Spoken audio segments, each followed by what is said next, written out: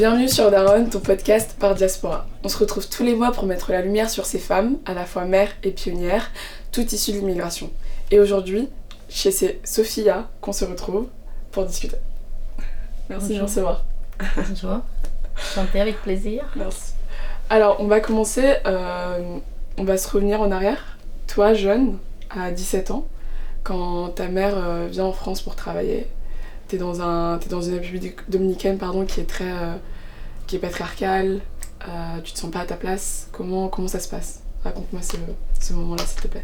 Tu veux parler de mon arrivée ici ou bien de mon... Ah, juste avant d'arriver justement, dans quel état d'esprit tu te trouves? Comment tu grandis en fait? D'accord. Ben déjà, j'ai grandi avec quatre frères et sœurs. Mon père, parce que ma mère elle est partie, on était jeunes. Et par la suite, au fait, quand j'étais là-bas, je me sentais un peu seule. Déjà, du fait que ma mère n'était pas avec nous. Et du fait que on était obligés de grandir, nous 5, ensemble, sans père et sans mère, parce que mon père, il devait aller travailler. Okay. Donc on se retrouvait très souvent seuls. Et on s'entraidait entre nous. Mais moi, dans mon esprit, en fait, j'ai toujours voulu avoir une indépendance. C'était quelque chose de très important pour moi d'être indépendante. Je voulais travailler même petite.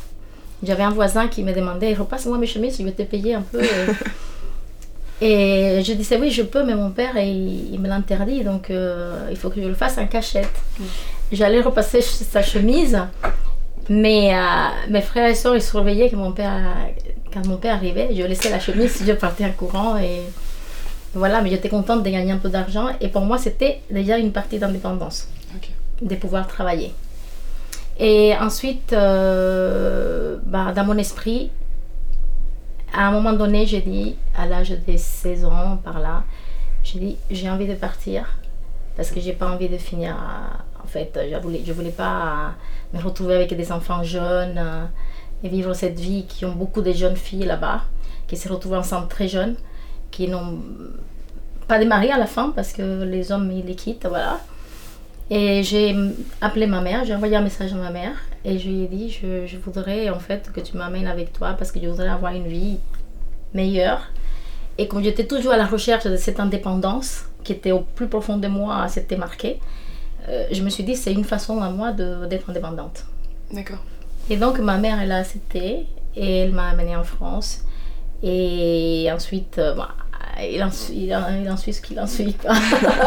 Voilà et le combat. Et quand tu l'appelles pour lui dire justement j'ai envie de venir, alors qu'elle quand elle est partie justement elle voulait pas vous emmener avec elle. Oui. Comment elle a réagi puisqu'elle a fini par accepter, mais c'était quoi sa première réaction au début? Est-ce que tu savais que je voulais pas ou... Non, elle a très bien réagi, elle m'a répondu et elle m'a dit je vais faire tout le possible pour te faire venir en France avec moi. Parce qu'en fait, j'étais tout le temps, malgré le fait qu'elle est partie, je vénérais toujours ma mère. Dans mon esprit, je ne l'ai pas culpabilisée parce que je me suis dit, je ne connais pas les raisons pourquoi elle est partie. Et j'avais toujours un esprit très mature par rapport à ces choses-là. Et j'ai dit non, je ne veux pas prendre parti ni pour mon père ni pour ma mère, je veux rester neutre. Et je l'écrivais des lettres, toujours. J'écrivais toujours des lettres. Quand elle arrivait, j'étais très contente parce qu'elle venait nous voir des fois. Et donc, elle a accepté.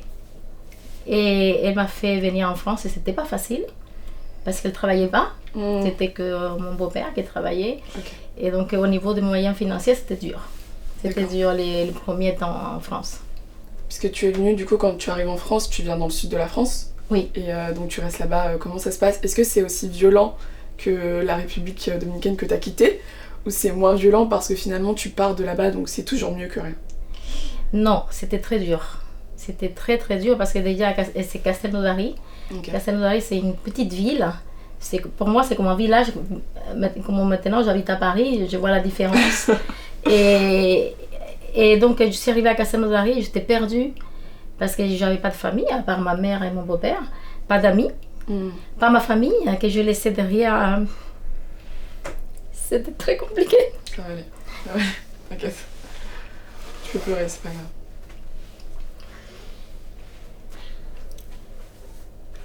Parce qu'on était très proches, mes frères et sœurs. On a grandi ensemble, on s'est battus ensemble pendant que mon père n'était pas là parce qu'il allait travailler. Et c'était le plus dur pour moi.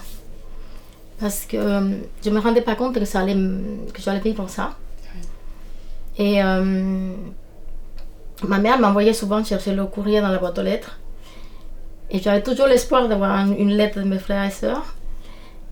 Mais j'écrivais des lettres à mes frères et sœurs. Et je n'avais pas de réponse. Et quand j'ouvrais cette boîte aux lettres et je ne voyais pas de lettres, je montais toujours en pleurant. Et après, avec le temps, en fait, on s'y habitue et on essaye de se faire son petit bout de chemin comme on peut en France. Et sinon, à Castelnaudary, je me suis fait une amie, c'était une voisine d'en face avec qui je pouvais sortir de temps en temps, mais c'est arrivé très tard. Je suis restée 4 ans là-bas et c'était peut-être arrivé la dernière année. Et ça me permettait de sortir une fois de temps en temps.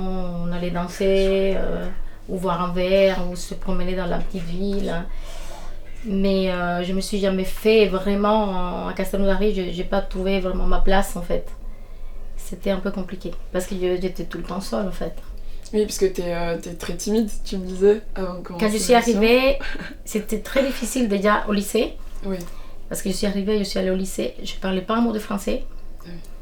Et on m'a mis dans une classe de seconde, donc c'est la classe à laquelle je devais aller là-bas, en République dominicaine, donc on m'a mis dans le même niveau. Sachant que Castelnaudary c'est une petite ville, c'est pas aussi développé au niveau pour les aides des étrangers. Et à l'époque, je pense qu'il y en avait encore moins. Oui. Et il n'y avait pas un conseiller qui pouvait m'orienter vers une formation de français, par exemple. Et je me suis retrouvée dans une classe seconde, je ne parlais pas un mot de français, j'écoutais, je regardais, mais je ne comprenais rien.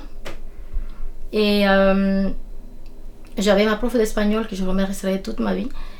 Elle est venue et elle m'a dit, Sofia, je suis ta prof d'espagnol et je voudrais te donner 1 heure de cours de français par jour pour t'apprendre, pour t'encheminer en fait pour la langue. Et c'est grâce à elle que je parle.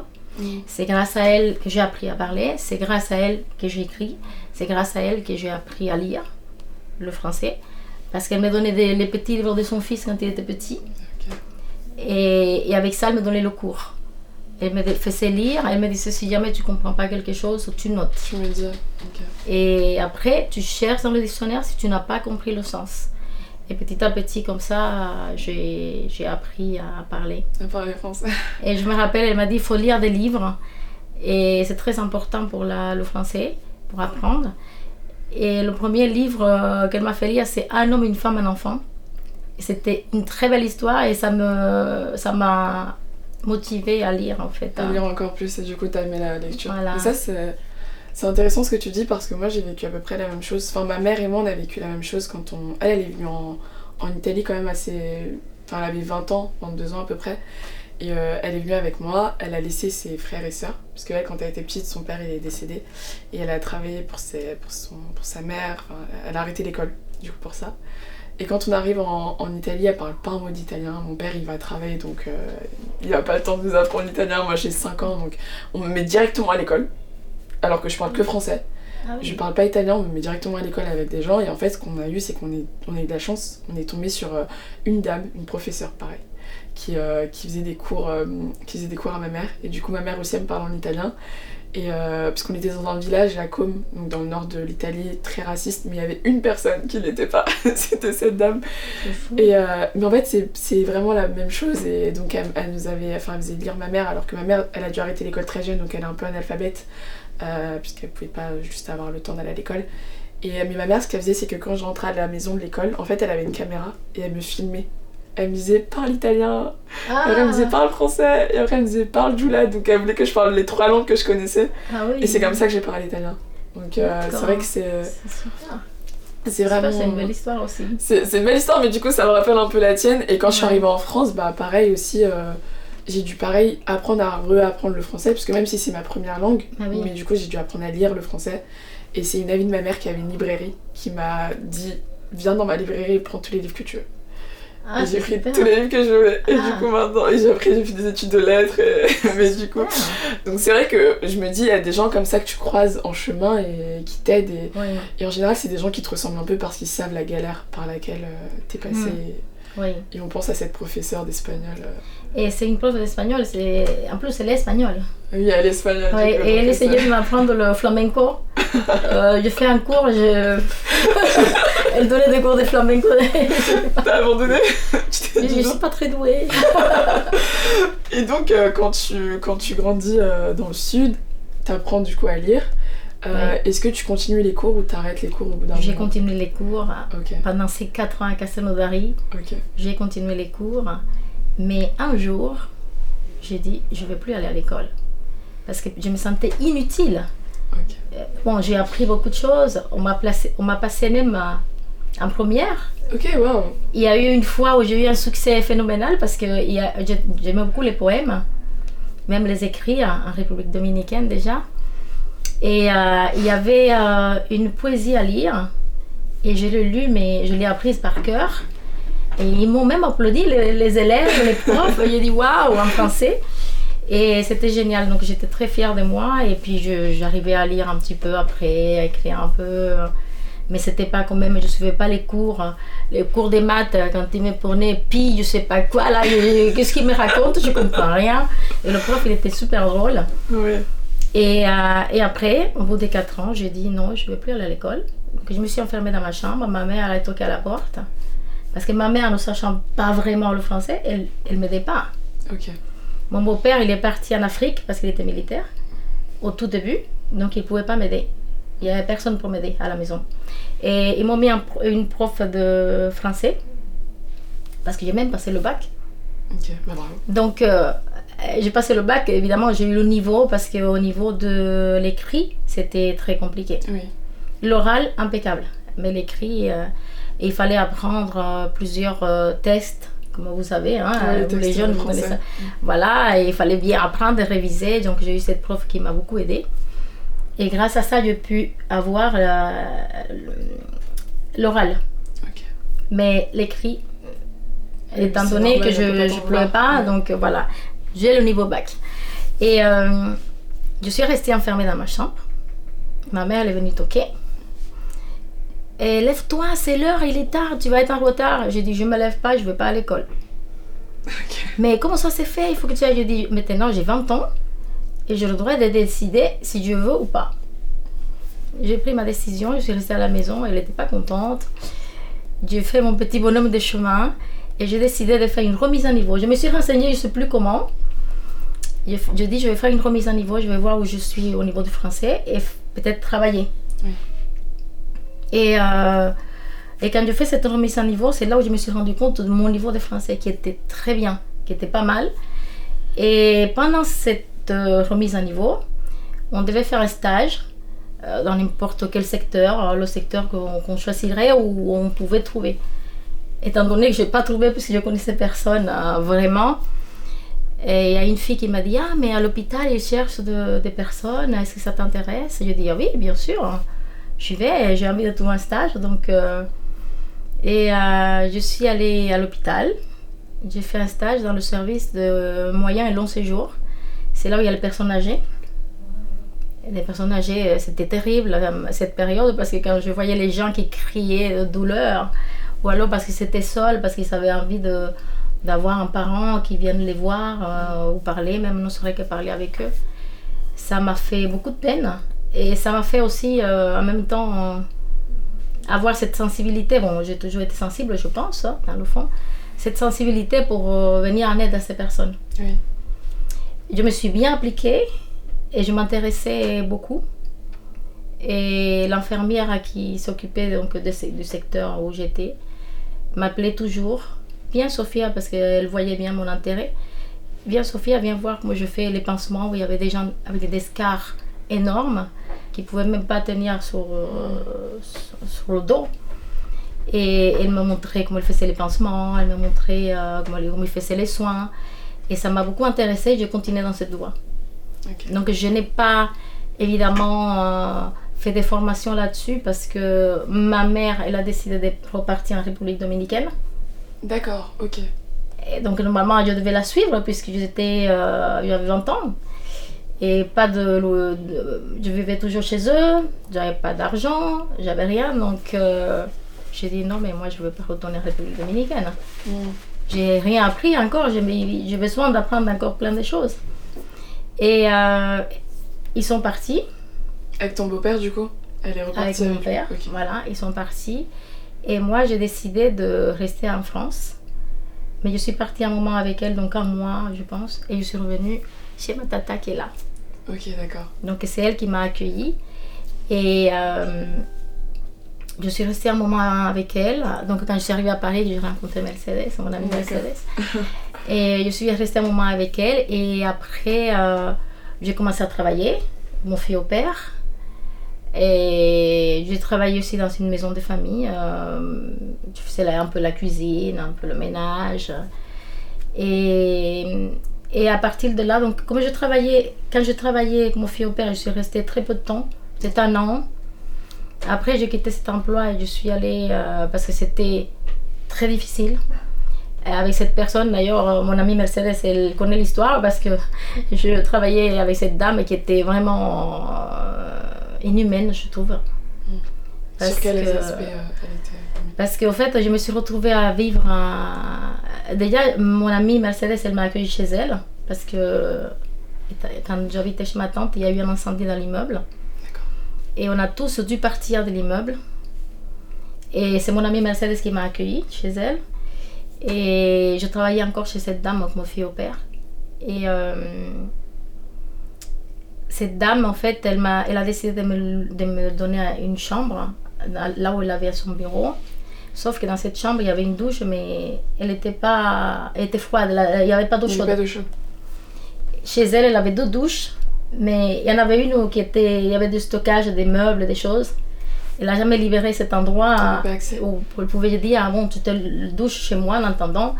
Non, je me lavais à l'eau froide en plein hiver, j'avais pas le choix. Il fallait bien que je me lave. Et tu travaillais encore pour elle? Et je travaillais encore pour elle, mais un jour, j'ai dit non, c'est pas possible, ça peut pas continuer. Je lui ai dit écoutez madame, il faut que je trouve une manière de me laver avec de l'eau chaude. Oui. Elle n'a rien fait. Et puis, avec mon amie Mercedes, qui me parlait toujours et tout ça, je lui racontais. Elle m'a dit non, mais tu peux pas rester comme ça. Donc, un jour, j'ai dit bon, je prends mes vacances. C'était la période des vacances. J'ai dit elle me paye mon salaire du mois et je ne reviens plus. C'est ce que j'ai fait. Et est-ce que. Je vais juste revenir un petit peu en arrière. Quand t'es partie 1 mois en République dominicaine avant de revenir, quand tu revois ta famille, du coup, tes frères et sœurs, comment ça se passe? Est-ce que c'est tout aussi dur qu'au début ou t'es vraiment... C'était spécial parce que, en fait, je pense qu'à ce moment-là, je ne me rendais pas vraiment compte, en fait.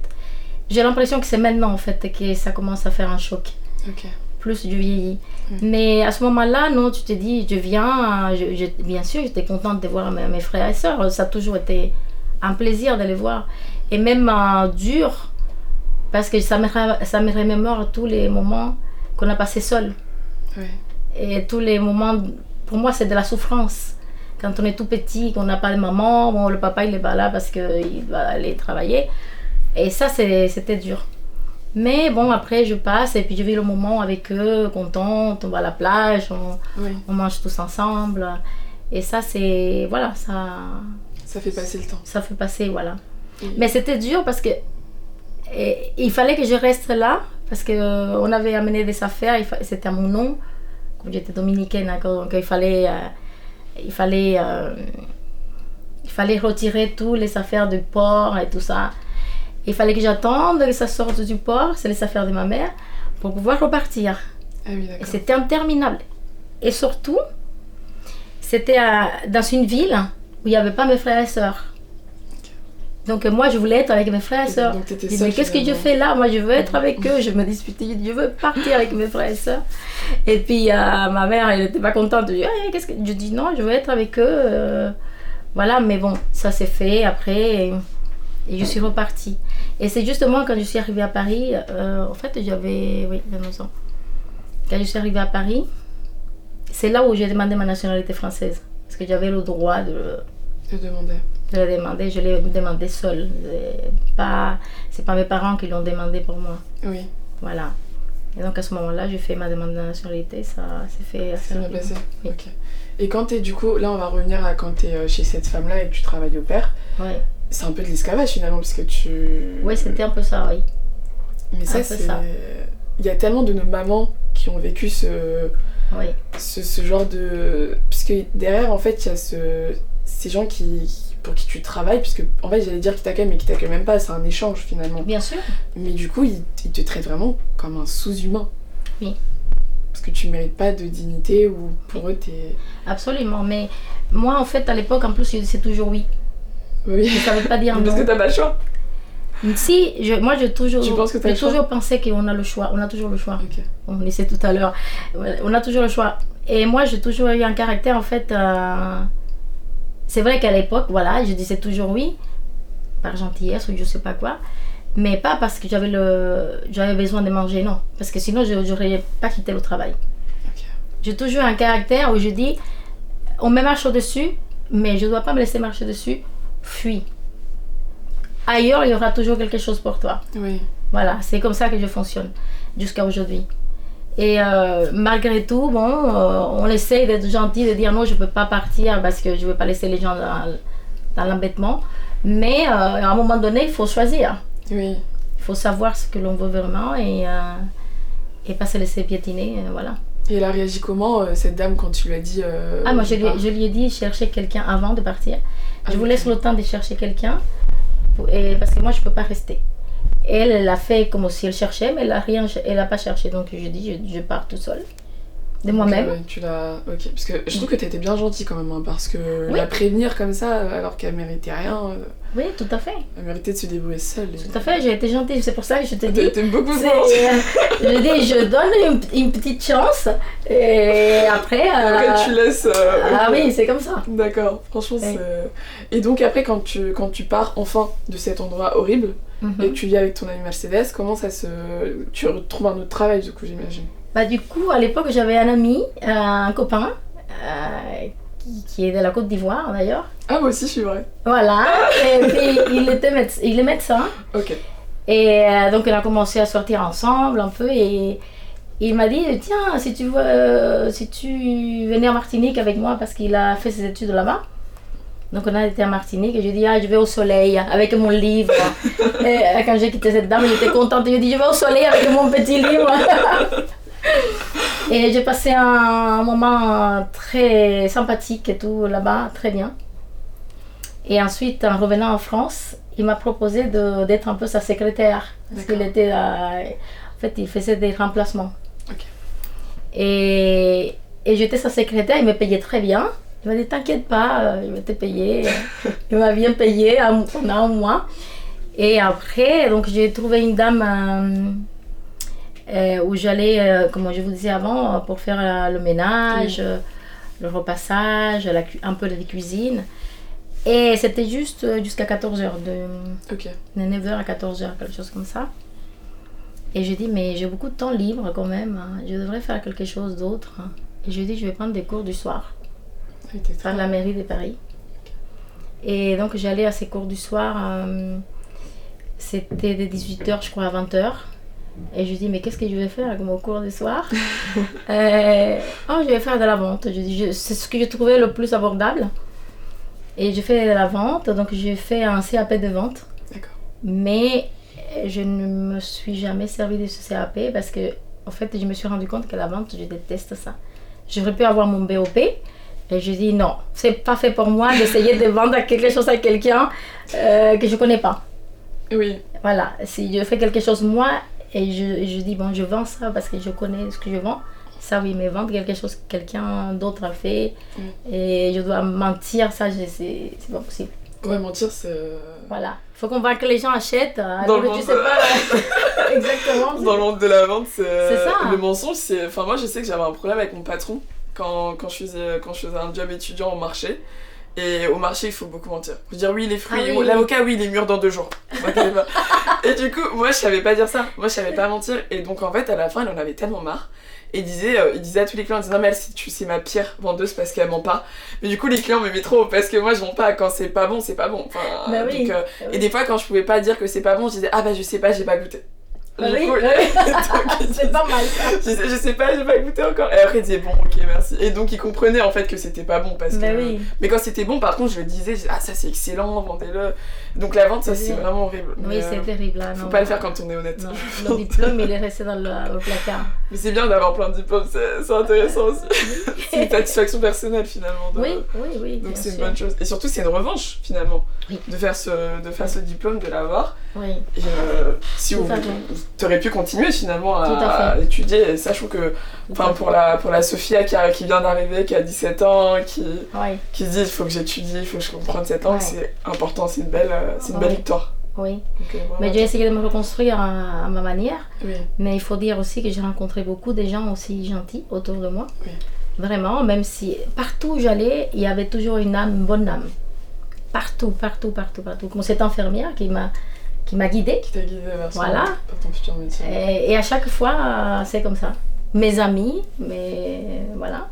J'ai une famille ici à Paris ou en France. Et une famille, des fois on ne choisit pas sa famille et parfois c'est encore mieux C'est vrai. quand on ne la choisit pas. Non, c'est vrai, je suis absolument d'accord. Quand on la choisit, pardon. Quand on l'a choisi, c'est bien, et même quand on la choisit pas aussi, parce que finalement, t'avais pas prévu d'aller dans cet hôpital, tu vois. C'est Non. quelqu'un qui t'a guidé vers cet hôpital. Oui, T'avais pas, à un moment donné, tu t'es dit, bon, je vais venir à Paris parce que j'ai pas le choix.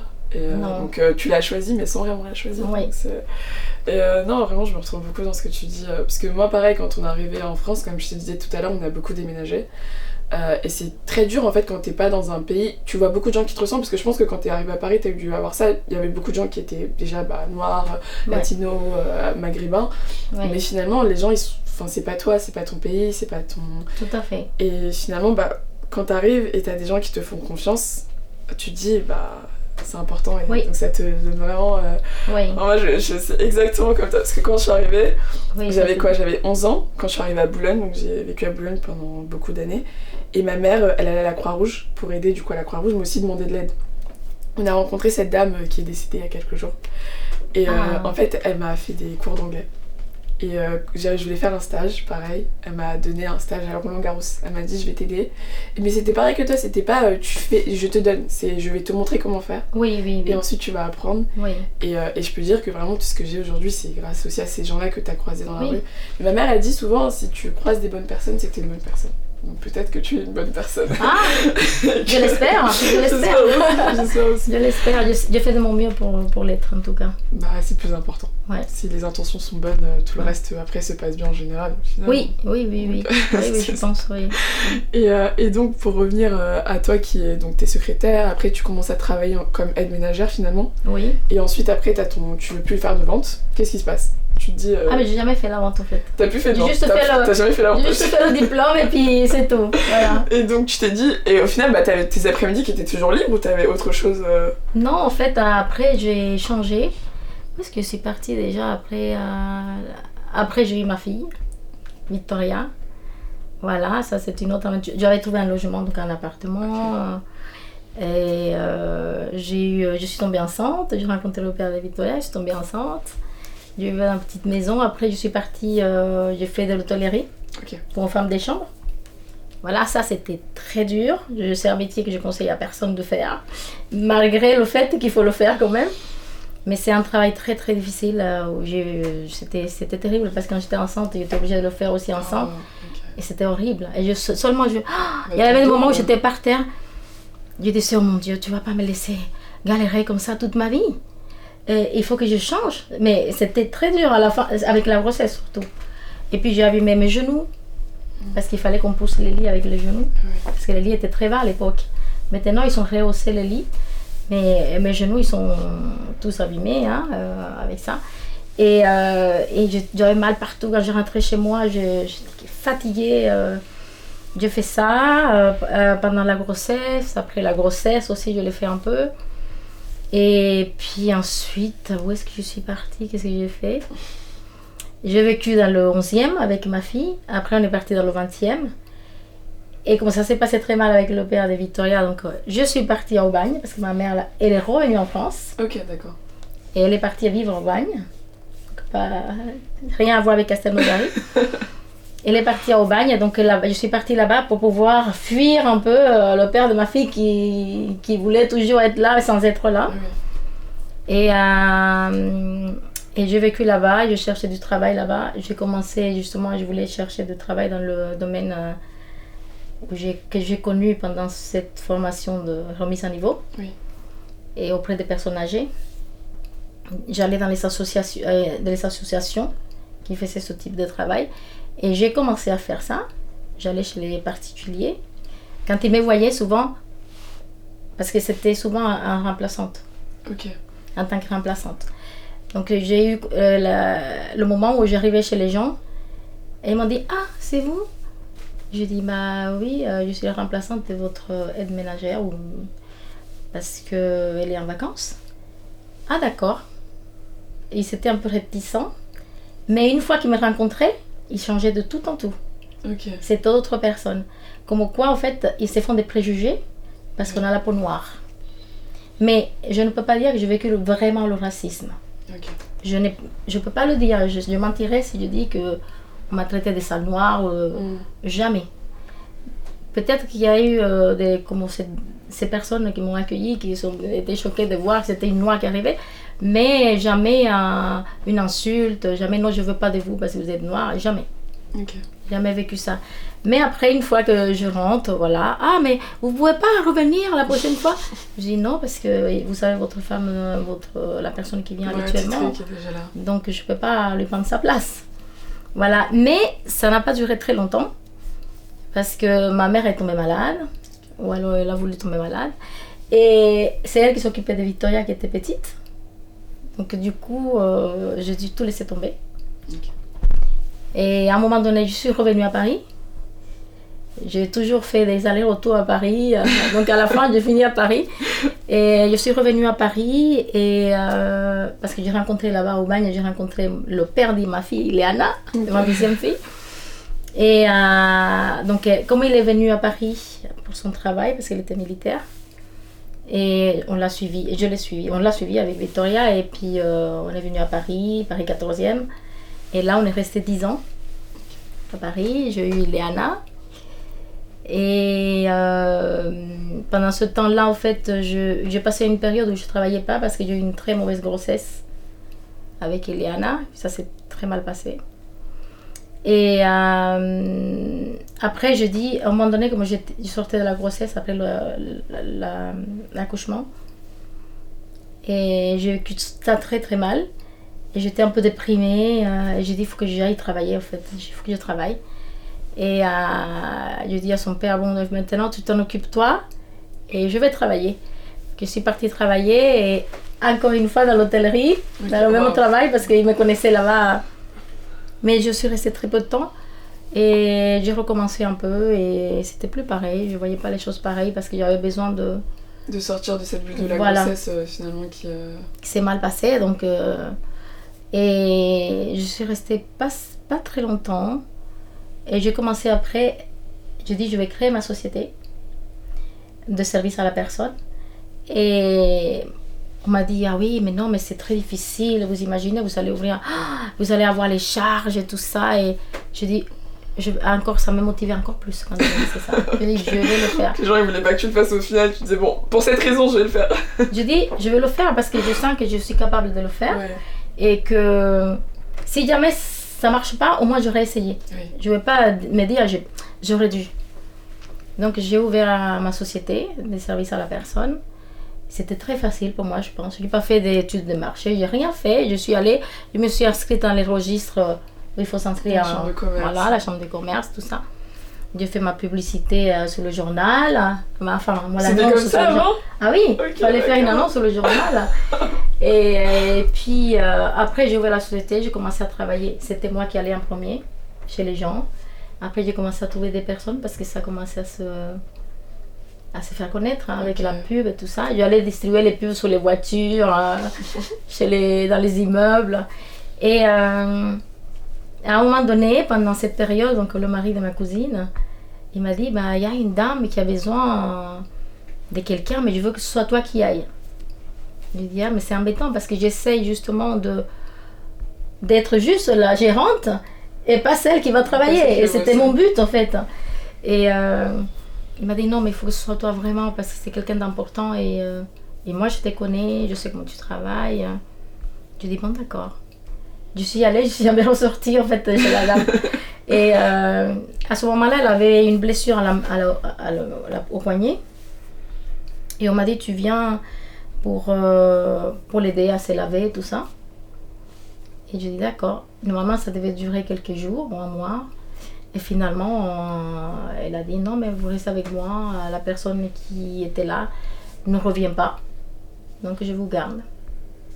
Et je suis restée avec la dame, je lui faisais sa toilette, je la coiffais, je m'occupais de tout ce qui appartenait à elle, son linge, son lit et tout ça. Et je suis restée comme ça 10 ans avec elle. Bon, mais souvent c'était, j'avais le travail, les enfants à gérer, c'était la maison, c'était pas évident, mais pour moi en fait, c'est très important d'être indépendant. Oui. Et donc, vous voyez, on revient au début. Ouais, du début. J'ai toujours été indépendante. Mari, pas mari, pour moi, c'est important pour moi. C'est la base. Ok. Mais du coup, il y a vraiment ce...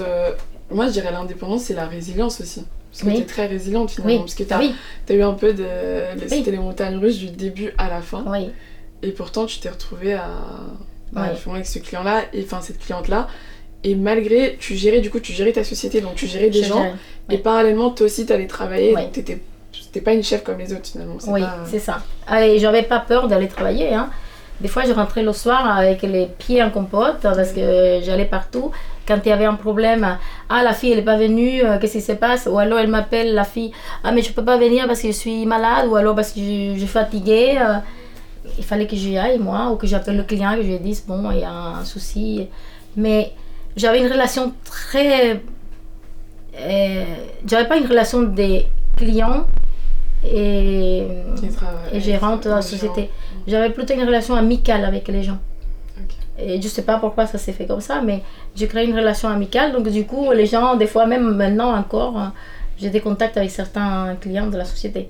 Et la société, elle existe toujours. Elle existe toujours. Donc tu gères toujours justement des gens non. Et tu... Non. Parce qu'en restant avec cette dame, c'était impossible. Je ne pouvais pas gérer la société et travailler. J'avais des téléphones dans la journée. C'était pas possible de gérer les appels. Plus. Okay. Donc, avant, j'avais un monsieur qui était mon comptable, qui était très gentil, avec qui on s'entendait très bien. Et il avait un garçon qui vient d'Afrique aussi, et qu'il aimait beaucoup. Lui, il est français, ce monsieur comptable, hein, mais ils étaient très amis, ils sont très amis. Et il a dit, on va le mettre un peu gérer la société. Donc il a commencé à gérer et après j'ai dit bon mais je pense que je vais laisser les rênes parce que je peux pas. Okay. Et puis je gagnais pas ma vie parce que il fallait davantage de travail des clients pour les charges, pour pouvoir payer les filles et me payer moi, donc des fois j'avais pas des salaires. Okay. Et c'était ingérable. Parce que tu préférais payer tes travailleurs plutôt que... Ah bah bien sûr, c'est très important. Pas pour tout le monde, c'est pour ça que c'est important de le rappeler. Ouais. Donc t'as quand même préféré, parce qu'il faut t'as préféré travailler et laisser la société à quelqu'un d'autre, plutôt que continuer à gérer et même rajouter plus de travail pour les autres personnes. Oui, et mal gérer. Et ce qui m'a déçu le plus dans cette gérance, c'est que moi, mon but, c'était de bien payer les salariés. Oui. Mais c'était impossible. Quand on voit les charges qu'on doit payer, une société a beaucoup de charges à payer, tu sais, c'est impossible de bien payer une personne qui court à droite et à gauche et sortir de chez un client, aller chez un autre, c'est très difficile. Et du coup, c'est mal à gérer pour soi, enfin, tu te dis, mais... Oui, moi ça me fait mal au cœur. Oui, et puis je dis, les gens, ils pensent qu'on se met plein d'argent dans les poches, mais non, non. Non, l'argent va à l'État. Oui. Voilà, on gagne pas beaucoup, mais il faut payer l'État quand même. Hein. Donc, c'était ça, pour ce côté-là, je dis, c'est bien. Mais au moins, j'ai pas de regrets. J'ai fait ce que je voulais faire, malgré les obstacles. que j'ai rencontré. J'ai dit non, je vais la faire quand même. Et même avec cet obstacle-là, à la fin, t'es indépendante parce que t'as fait tes propres choix. Oui, j'ai fait mes propres choix. Du coup, ça c'est vraiment... Et je regrette pas parce qu'elle existe encore et en plus elle a la grammaticalité. Ah bah... Et c'est toujours ce garçon-là qui gère, Michel. Ok, et la grammaticalité c'est quand c'est très très bien, hein, bah, c'est-à-dire qu'ils peuvent faire même, elle peut envoyer des infirmières, des aides-soignantes pour soigner des gens. Ok. Voilà, ils peuvent s'occuper des soins aussi. Ça c'est vraiment fou parce que t'as vraiment construit un système, bah, tu peux être fière de toi parce que c'est quand même assez dingue. Je dois dire que, et ça c'est une partie dont j'ai pas parlé, parce que j'ai jamais été fière de moi malgré tout. Ok. Et c'est grâce à ma fille que je suis devenue fière. Parce que je disais toujours à mes filles, non mais vous avez vu, j'ai tout raté. La seule chose que j'ai pas raté, c'est mes enfants. Et elles m'ont dit, maman, mais tu réalises pas tout ce que tu as fait. Oui, t'as fait beaucoup de choses quand même. Regarde, t'as fait ça, t'as créé une société, t'as fait ça. Et j'ai dit, au fait, vous avez raison, mes enfants. Et à partir de là, je dis, je ne veux plus voir ce côté-là. Je ne vais plus voir le côté sombre. Je vais voir plutôt la lumière. Mais oui. Et surtout, au final, t'as un peu pris le chemin que ta mère voulait. Parce que je pense que elle est partie pour travailler, pour avoir un bon job. Mais au final, tu l'as fait et au final, bah, t'as réussi et t'as aidé des gens. Parce que je pense que c'est important aussi de se dire, ok, t'as été indépendante, mais du début de la Sophia qui repassait les chemises du voisin et qui se faisait aider par ses frères, à la Sophia qui aide cette femme qui a une blessure au bras. En fait, tu aides du début à la fin. Oui. Et je pense que c'est important aussi d'avoir des... Enfin, chez Daronne, je commence sur Daronne avec Diaspora, on met vraiment beaucoup d'importance sur, justement sur vos histoires personnelles et sur vos luttes personnelles. Parce que c'est pas parce que t'as travaillé et que t'as gagné de l'argent, que tu t'es fait une vie, que t'as pas lutté aussi finalement. Parce que du début à la fin, de par ta grossesse, quand tu vas travailler à l'hôtel et que t'es enceinte, et que tu dois... Enfin, j'ose même pas imaginer. Parce que ma mère, elle a été femme de chambre, femme d'hôtel. Et jusqu'à aujourd'hui, elle a eu des opérations au dos. Et je sais même pas, je sais pas si vous, les mamans, vous vous rendez compte à quel point on est reconnaissante. Parce que bah, sans vous, il n'y a pas de... Enfin, je pense pas qu'on existe... On n'est pas là. Voilà. On n'a pas cette fierté. Tu vois. Donc je pense que c'est important de le savoir. Et je pense que ça, c'est... Et ça, je pense que ça sera pas que pour tes filles, tu vois. Donc là, ta parole, elle va être transmise à d'autres filles, d'autres fils qui ont besoin aussi de se sentir accompagnés. Donc, merci beaucoup. Merci. Mais tu vois, ça me touche ce que tu dis parce que, en fait, je voyais pas les choses comme ça, en fait. Je voyais pas les choses comme ça. En fait, c'est comme si j'avançais au jour le jour. Mais c'est vrai que quand je vois mes filles qui sont grandes et belles et tout, c'est ça ma réussite en fait. Ma plus belle réussite, c'est ça. Mais surtout, c'est important aussi. Je pense que... Enfin, même moi qui suis pas ta fille, moi quand je vois que t'as réussi comme ça, je suis super contente. Non mais, parce que en fait, je me dis... Des fois, on est tellement... Même nous, quand on est jeune, on se dit « Ah, on galère, c'est compliqué, il y a ça qui va pas, il y a ça qui va pas. » Mais il y a une phrase qui dit « Oui, elle a marché pour qu'on puisse courir. » Et toi qui te bats, qui fais le français, qui fait ton CAP de vente, et c'est hyper important. Donc c'est tellement fort en fait. On pourra en parler pendant des heures de à quel point c'est important d'avoir des mères qui se battent comme ça du début à la fin, parce que comme ça demain personne pourra nous dire ah bah non en fait toi de toute façon t'es qu'une ratée, ou regarde même ta mère elle a pas réussi, tu vois. Ah non, t'as réussi, t'as fait une société qui est Garma, qui est reconnue, et qui finalement aide aussi, je pense, des gens qui sont passés par ton chemin. Parce que finalement, il y a beaucoup de gens qui disent « Ah, mais les aides à domicile, les femmes de ménage, c'est tout le temps des personnes qui sont noires, qui sont racisées. » Mais c'est parce que aussi, finalement, déjà de un, pas grand monde veut faire ces métiers-là, parce que c'est lourd, c'est très dur. Mais derrière, vous le faites bien. Parce que vous avez je pense que culturellement parlant, on a ce lien de prendre soin de notre famille, d'aider, c'est pas une charge pour nous, c'est justement c'est une sorte de bénédiction quelque part. Donc faut pas vraiment détester ce que tu fais bien, et je suis sûre que ça doit aider énormément de personnes. Moi je le fais naturellement. Mais ça se voit. C'est naturel chez moi, et en général j'ai pas de soucis particuliers quand je vais chez les gens pour m'occuper d'eux. Et c'est vraiment une bonne chose. Mais merci. Merci infiniment. Je remercie maman. Parce que vraiment, c'est important. Et est-ce que donc quand tu commences à travailler pour cette dame, tu dis ok, je reste avec cette dame et je... Oui, j'étais bien et j'ai dit au moins, là, je fais ce que j'aime déjà, c'est m'occuper d'une personne. Et puis en même temps, je gagnais un salaire fixe. Oui. Parce que j'avais déjà mes filles et il fallait aussi amener la nourriture à la maison, même si j'avais le père de ma fille, mais il fallait quand même que je puisse apporter aussi une contribution. Oui. Et en plus, que moi je suis indépendante financièrement, je l'ai toujours été et j'ai toujours voulu le rester, donc c'était très important. Ouais. Et je pense qu'aussi, est-ce que tu te dis justement, quand tu as eu tes filles, comment, parce que du coup elles sont enfants ou elles sont un peu grandes et elles sont là avec toi, tu veux leur montrer aussi ce côté de femme qui se bat, qui est indépendante. Est-ce que tu essaies comment tu fais pour leur transmettre la culture dominicaine? Est-ce que tu y arrives en sachant que toi-même quand tu étais jeune, tu avais du mal avec ta propre culture? Je crois que j'ai jamais réussi en fait à leur apprendre en fait. Je les ai jamais initiés vraiment à la culture dominicaine parce que je me suis très intégrée pas mal ici en France. Okay. Et pour elles, je pense qu'elles s'apprennent maintenant grandes. D'une, parce que j'allais pas souvent en République dominicaine. Oui. Du fait que ça coûtait cher, que j'avais les filles, et que si on devait partir, il fallait partir tout le monde en même temps et que c'était impossible. Donc j'ai passé une fois 10 ans sans aller en République dominicaine, une fois 9 ans. Et là maintenant j'ai envie d'aller plus souvent. Mais les filles maintenant, c'est elles-mêmes qui commencent à vouloir y aller toutes seules. Parce qu'elles sont plus grandes, mais je leur ai appris très peu la cuisine. Très peu parce que je fais cuisiner pas souvent. De temps en temps. Mais Iliana, elle se débrouille pas mal, elle fait des plats. Victoria aussi, mais plus Iliana. Mais je les ai initiées, mais pas autant que j'aurais voulu. D'accord. En fait, même pour la culture. Et pour la langue? Pour la langue, j'ai essayé. Victoria, ça va. Iliana, c'était un peu plus compliqué parce que son père est en français. Il fallait traduire, tout ça, ça devient lourd. Tu deviens professeur finalement. Elle parle quand même l'espagnol. Okay, voilà. D'accord. Elle parle, elle s'écrive, elle lit l'espagnol.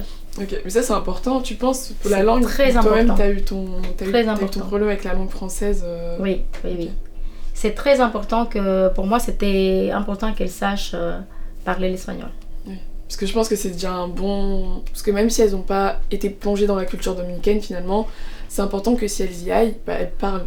La langue est pas... Elle se retrouve pas justement dans cette boîte où même... Enfin, il y a tellement de fois où malheureusement, quand on retourne au pays, on dit « Ah, mais la mère, elle a pas appris ça. » Parce que dès qu'il se passe un truc qui est pas bien, c'est toujours la faute de la maman. Oui, toujours la faute de la maman. Ça, c'est universel. Il n'y a pas d'immigration toujours vrai. Partout. Donc, c'est vrai, mais bon, c'est la vie qui a voulu que je ne puisse pas leur apprendre plus la culture moi-même, étant donné que moi-même ne connaissais pas vraiment ma culture. Bah oui. Je suis partie à 17 ans et quand j'étais là-bas, on était enfermés dans une boule.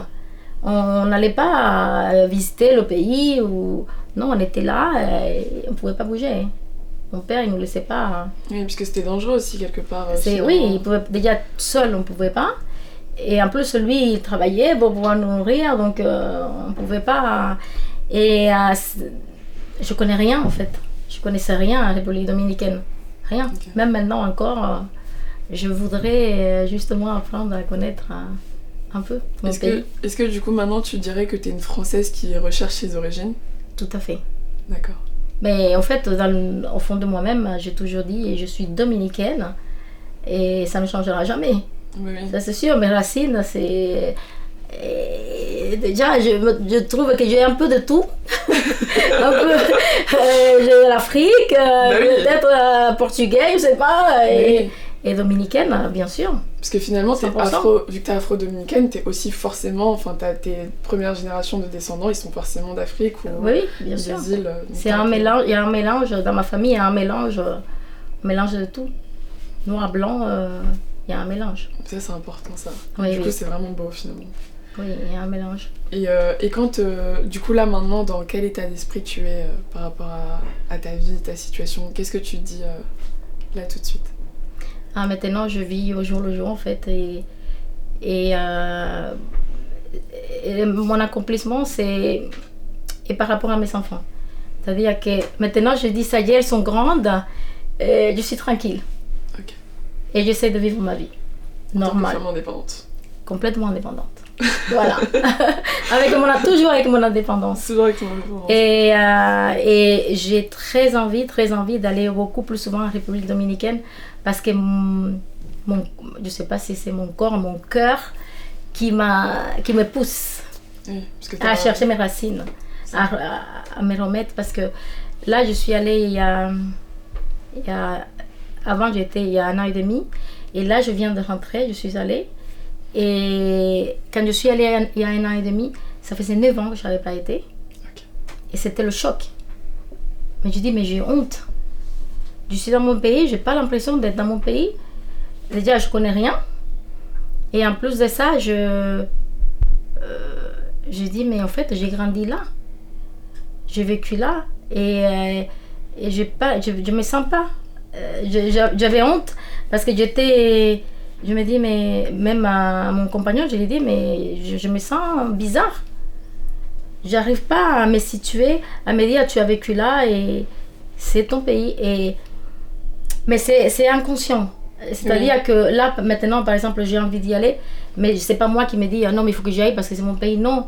C'est l'intérieur de moi qui dit... Un besoin viscéral de partir. Voilà, exactement. Oui. Un besoin viscéral, voilà, c'est ça. Parce que des fois, si tu le contrôles pas, Non.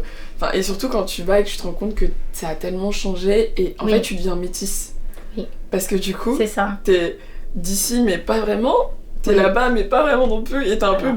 t'es sur l'Atlantique. T'es sur l'océan, finalement. Constamment, t'es toujours en train de voguer sur l'océan parce que tu te recherches. C'est ça. C'est ça, c'est vraiment exactement le mot. Je me recherche, voilà, c'est ça. Mais là, je me recherche plus du tout. Okay. Je suis dominicaine, j'habite en France. Les Français m'ont bien accueillie, je n'ai rien à dire. Et voilà. C'est incroyable. J'adore. Et c'est génial, j'ai eu mes enfants ici. Donc, je peux dire que je dois beaucoup à la France. J'ai eu mes enfants. Et puis ils m'ont apporté aussi des choses parce que j'ai rencontré des gens merveilleux et si je n'étais pas venue en France, je n'aurais pas raconté ma famille en France. Ta famille française. Mon autre famille que j'ai choisie. Mais je pense que finalement la France aussi, je pense que ça se dit, elle te doit aussi beaucoup parce que tu as construit ta vie ici, tu as tout fait dans la légalité, tu as tout fait dans les règles de l'art comme on dit. Et tu as contribué à la société à ta manière et ça... Tout à fait. Ça, c'est justement incroyable. Et donc, je dirais que c'est un bel échange tout à fait. Qui a été fait et qui continue de se faire encore. Avec ta parole qui est transmise justement à des jeunes Français aussi qui se cherchent. Exactement. Donc, c'est aussi un message fort. Et donc, je dirais, avant la dernière question, quelle est ta définition de l'immigration ? Ma définition de l'immigration ? Ça, c'est une bonne question. Moi, je pense que il faut savoir s'intégrer et il faut savoir être bien là, partout où on est, voilà, tout simplement. Savoir trouver sa place, voilà. Et l'indépendance aussi. N'est-ce pas? Toujours. Absolument. Toujours l'indépendance. Absolument.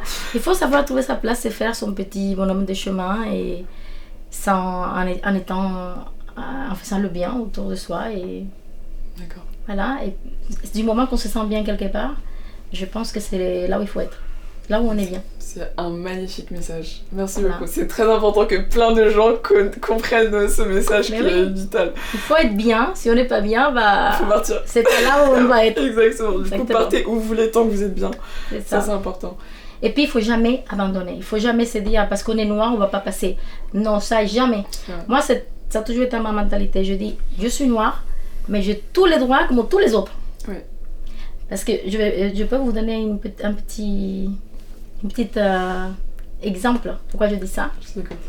Je suis partie vivre à Chartres avec mes filles et on nous a trouvé un logement social dans une cité où il n'y a que des Noirs et des Arabes qui vivent. C'est parce que je pense qu'on sélectionne les endroits où on doit les mettre. Donc je suis arrivée là. J'ai pleuré quand je suis arrivée là parce que je n'ai jamais vécu dans une cité en France. Je dis c'est pas grave, c'est normal, c'est là où on doit être, on va vivre le temps qu'il faut. Mes filles sont parties en vacances au Mexique et je dis je vais chercher un logement au centre-ville parce que c'était loin en plus de la gare et tout. Et je dis, je vais aller faire les agences. Les agences, elles m'ont toutes dit, ah non. Je voyais les logements où il y avait marqué à louer. Je dis, mais je vais vivre là, c'est super. Je vais à l'agence. Ah, mais non, c'est certain que les propriétaires, ils disent, je ne veux pas d'un ni d'arabe. Hein. Je l'ai su par des gens, des frères français qui disent qu'ils font ça. Et à un moment donné, je suis allée dans une agence qui faisait mixte, en fait, semi-social. Et je suis allée là-bas et j'ai dit voilà, je cherche. Ah, mais oui, mais il y a un logement à tel endroit. J'ai dit ah, super. Mais il me manquait en fait pour avoir, parce qu'il faut, vous savez, les revenus et un plafond. Il me manquait très peu. Et je dis oh, comment je vais faire? Je m'aimerais bien avoir ce logement. Et puis la dame chez qui je travaillais pendant 10 ans, elle m'a dit bah, je vais t'augmenter ton salaire. Wow. Elle m'a augmenté mon salaire et j'ai eu le logement. Mais je dis voilà, si je m'étais arrêtée à me dire non, je suis noire, je ne vais jamais trouver. Oui. Et je dis non, je vais vivre là où je veux. Oui, non, mais ça c'est. J'ai le droit, comme tout le monde, je suis noire, mais j'ai le droit d'aller vivre là où ils veulent les blancs, pourquoi pas? Ah, mais totalement, je pense que ça c'est un vrai. Moi, c'est mon premier. Mes parents m'ont toujours dit ça, ils m'ont dit en fait, tant que tu existes, t'as un cerveau, t'as un cœur comme t'as des bras. Bah oui. Tu fais exactement ce que tu veux. Quand je voulais aller à l'université, à la Sorbonne, moi j'étais obsédée par la Sorbonne parce que c'était là où il y avait la première conférence de tous les auteurs de la négritude, parce que j'aimais beaucoup lire aussi, pareil. Et ma prof au lycée, elle m'a dit non, mais Mariam, demande autre chose. Parce que t'as les notes qu'il te faut, mais c'est pas sûr que tu sois prise. J'ai dit pourquoi? Et elle voulait pas me dire. J'ai dit pourquoi ça marcherait pas. Et donc j'en ai parlé à mes parents, ils ont dit non, si tu veux aller là, tu vas là. Tu fais ce que tu veux, mais faut que tu saches. En fait, mes parents m'ont toujours dit il faut que tu saches ce que tu veux. Et si t'es sûre de ce que tu veux, alors tu fais tout pour l'avoir. Mais bien sûr. Et du coup, bah, j'ai dit non, je vais demander et je vais l'avoir. Et j'ai demandé, je l'ai eu. Et donc, et en fait, il n'y a pas de. Je vois pas pourquoi voilà. Non, c'est très. Si on s'est dit on reste en retrait parce qu'on est noir, non. Faut qu'on soit partout. Je pense qu'il faut là, il faut foncer. Je suis absolument d'accord. Je pense que c'est un très beau. Être partout, c'est. Et être déterminé aussi. C'est très important. Donc, est-ce que tu aurais une recommandation à nous faire? Un podcast, une musique? Tu peux faire le rythme de la chanson aussi si tu veux. Oui, en fait, je vous recommanderais Tonio Rosario, Kulikitaka. Kulikitakati, Kulikitakata.